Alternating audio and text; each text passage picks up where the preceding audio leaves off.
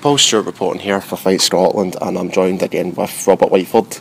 How you doing? I'm good, thanks. Just had your time at UFC 171 now. Now time to reflect on it. How did the whole experience of it go along? I still don't think it sunk in. You know, it was when I think back about it, the experiences, it wasn't like. I suppose the whole experience was great, but for the fight camp, for the American top team, training with the guys there, and then the lead up to the fight week, and then the changing room with 5 ATT guys, it was probably amazing. And then the fact that I won as well just made the experience far more better. Yeah, there must have been a lot of different atmosphere changes compared to what you used to, like first time fighting abroad, and a different type of fight camp, not used to like having your whole like Paul McVeigh in your corner and stuff like that. Was that it felt any different as well? Well, the thing was, I had Dean there, and he's been in my camp since I've started fighting. You know, so him there, it just made it feel like at home. And the guys at ATT, it's like a family unit as well, so everybody feels welcome. Even made Dean feel welcome. So it didn't really feel any different from being back here at the Grip House. It was just it was different people, but it was the same atmosphere, if you know what I mean. There was a nice good vibe about it. Let's talk about the fight with Daniel Pineda. That's how you pronounce his name. Pineda. Yeah.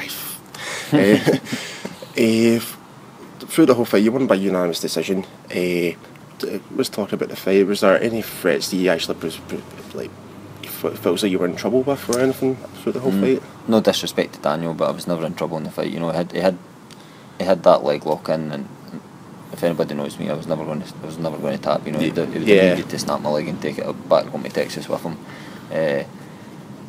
So I never felt in trouble in the fight, and I suppose I never really engaged in a fight. It was like I was playing the mixed martial arts game. You know, I just beat him at every aspect of the fight. Yeah, he was most dangerous standing in the pocket and letting him brawl. And I just didn't give him that opportunity. I just kept on my bike and I just point scored and beat him. Yeah, I mean that's what you're more known for, is you're really getting into the thick of things as well. I was dying to do that, you know, but my corner team was adamant that I hadn't to do that. And in between rounds, they were just drilling at home. Don't brawl with this guy. You're 1 round up, second round you're 2 rounds up, third round, you know, like do not throw this away by getting in a fight with him. Exactly. Just go out there and beat him. What you've been doing for the full fight. So I think it frustrated Daniel a little bit. It frustrated me as well, so I apologise to Daniel. I never get the fight he wanted to, and I never get the fight I wanted to, but at the end of the day the win was more important and yeah, exactly. You want pleasing man or demon, you know. Yeah. There was one point in the fight that you landed a beautiful head kick, and I think that would have resulted in was it a fracture to your leg or it badly bruised my shin at the time. I thought it was the fractured. But I've torn my meniscus in my knee and destroyed my ligaments, my ankle, and that was from the knee bar in the second round.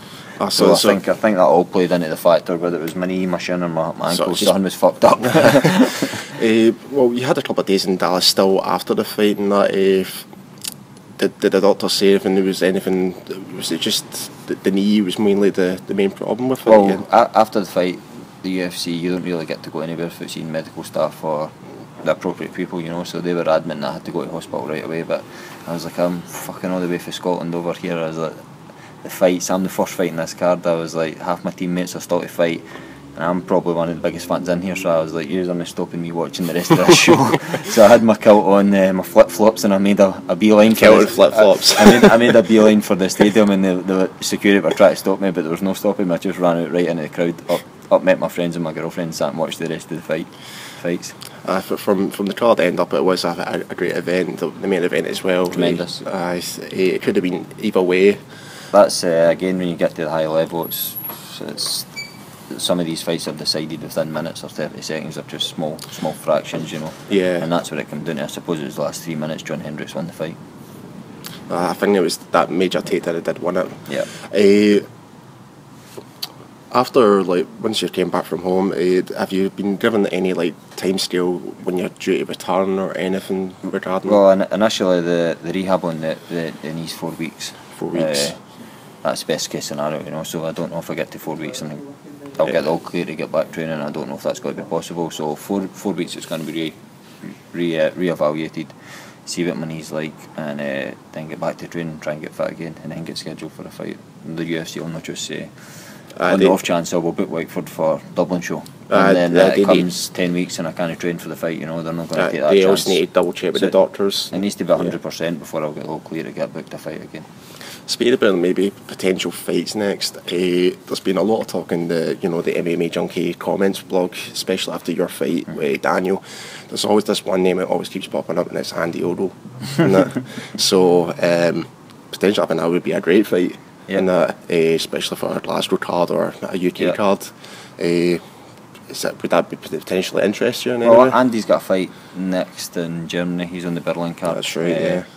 If he gets a win there, I'm happy to fight Andy Ogo. You know, I was campaigning to fight him when he was in the UK. I was campaigning to fight him when he was in the UFC before I was there.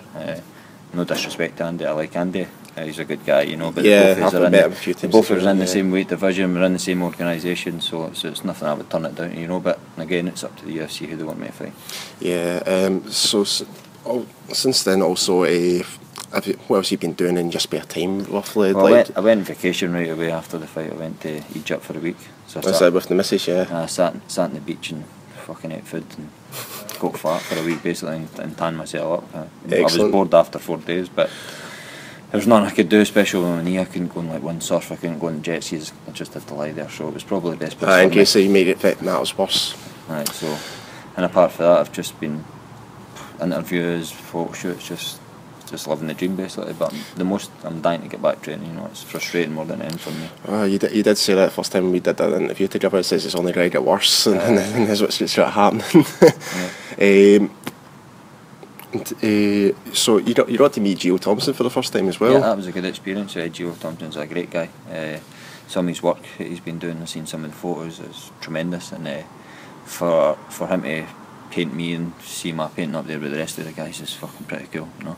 There's GSP, there's a lot of top class fighters up there, Condit, a lot of them, and then to see my picture up there beside it was a wee bit humbling again. Is it like had to be breathy a little bit? Like fucking hell, you know. a wee guy from West Lothian training at Griphouse in Glasgow, and I'm up here with all these guys. It was amazing. I know.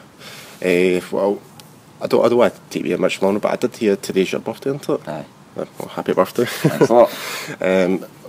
Well, for now, I'll just sign off just now, but is there anyone that you would like to thank? My teammates at the Grip House, my teammates in American Top Team, Man of Management, and the guys at EZ Sport.